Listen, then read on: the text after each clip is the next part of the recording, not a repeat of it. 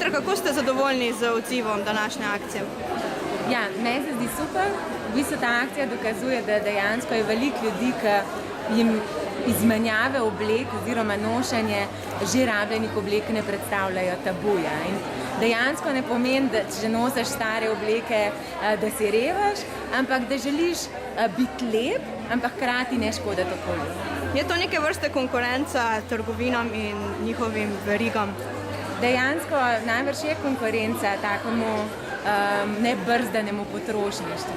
Ampak dejansko saj nismo nič bolj srečni, če na razprodajah nabavimo 10 novih majic, ker tukaj le vidimo, dejansko majice prinesejo ljudje, pa tudi druge stvari, ki so še zapakirane, kar pomeni, da dejansko kupujemo veliko preveč in potem šele doma vidimo, da sploh ne potrebujemo. Lahko pravzaprav malce bolj razložite, kako poteka obiskovalec pride sem in kaj se potem zgodi? Samo vzame nekaj? Tukaj na tem puntu pusti obleke, recimo 5 kosov, in potem se sprehodi po telih stojnicah, kako naj temu rečem, mize, in pogleda, kaj mu je všeč. In dejansko obnovi svojo kolekcijo, ne da bi v bistvu kaj plačal za to. Nameravate to razširiti po celi Sloveniji? Dejansko že poteka po celi Sloveniji, seveda si pa želimo, da bi ljudje samoiniciativno to začeli delati.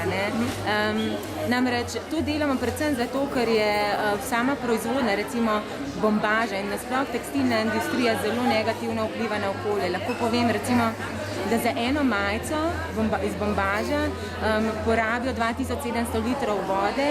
Poleg tega je bombaž ena najbolj umazanih poljščin, namreč raste samo na 2,5% obdelovalnih površin, zanj pa porabijo 16% svetovne proizvodnje pesticidov. Poleg tega so tukaj še druge hujše zgodbe ozadaj, kot je recimo, da v Uzbekistanu, ki je večjih izvoznikov bombaža, recimo na bombažnih poljih prisilno dela 1,4 milijone otrok. Tako da zgodba oblek je veliko bolj strašljiva, kot pa ko pa vidimo to obleko lepo zapakirano, se nam zdi, da v bistvu ni utrpela takih žrtev, kot je v resnici. Kaj pa krzno?